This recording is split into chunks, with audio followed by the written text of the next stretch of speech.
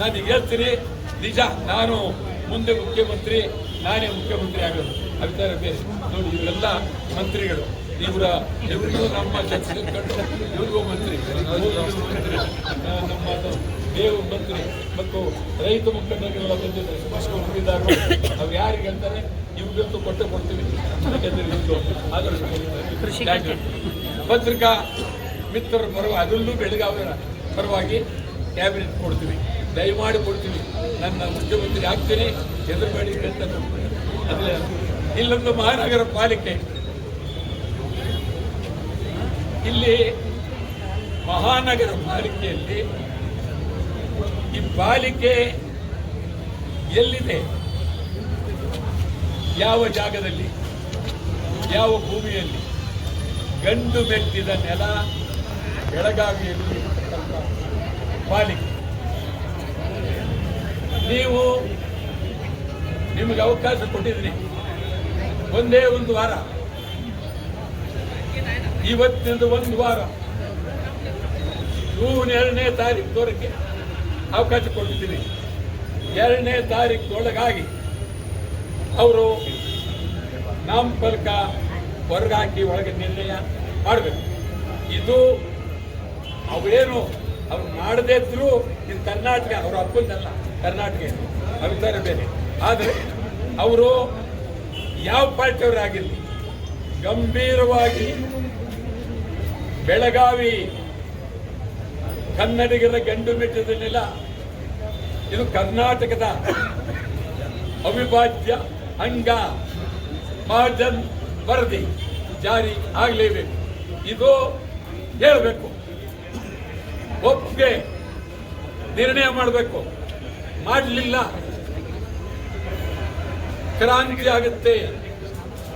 ಬೆಳಗಾವಿಯಲ್ಲಿ ಕಂಡರಿಯದಂತ ಕ್ರಾಂತಿ ಆಗುತ್ತೆ. ನಾವು 4ನೇ ತಾರೀಕು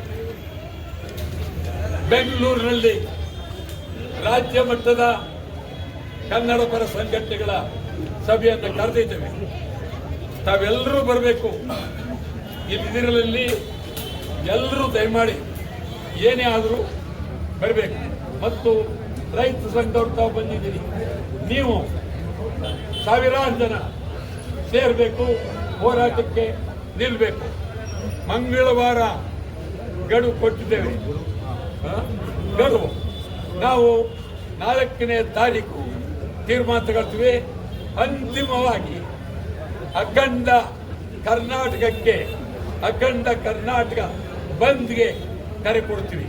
ಅಂತಿಮವಾಗಿ ಅಖಂಡ ಕರ್ನಾಟಕ ಬಂದ್ ಕೊಡ್ತೀನಿ. ನಿಮ್ಗೆ ಹೇಳೋದಾದ್ರೆ ಬೆಳಗಾವಿಯಿಂದಲೇ ಕ್ರಾಂತಿ, ಬೆಳಗಾವಿಯಿಂದಲೇ ಕ್ರಾಂತಿ, ಅಖಂಡ ಕರ್ನಾಟಕ ಬಂದ್. ಇಡೀ ರಾಜ್ಯ ಎಲ್ಲ ಕಡೆ ಒಂದೇ ಕೂಗು, ಒಂದೇ ಕೂಗು. ಬೆಳಗಾವಿ ಅವಿಭಾಜ್ಯ ಅಂಗ, ಬೆಳಗಾವಿ ಕರ್ನಾಟಕದ ಅವಿಭಾಜ್ಯ. ಇದಕ್ಕಾಗಿ ನಾವು 4ನೇ ತಾರೀಕು ಎಲ್ಲ ಕನ್ನಡ ಪರ ಸಂಘಟನೆಗಳನ್ನು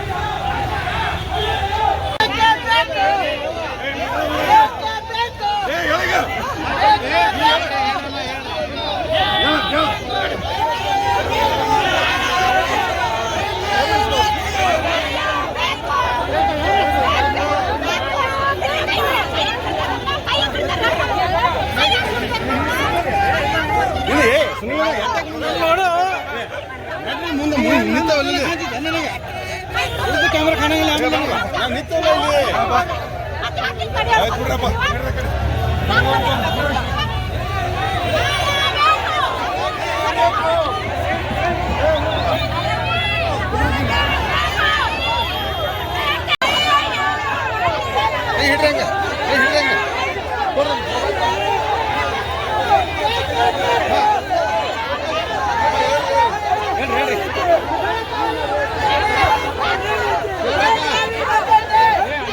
ಹೇಳ್ರಿ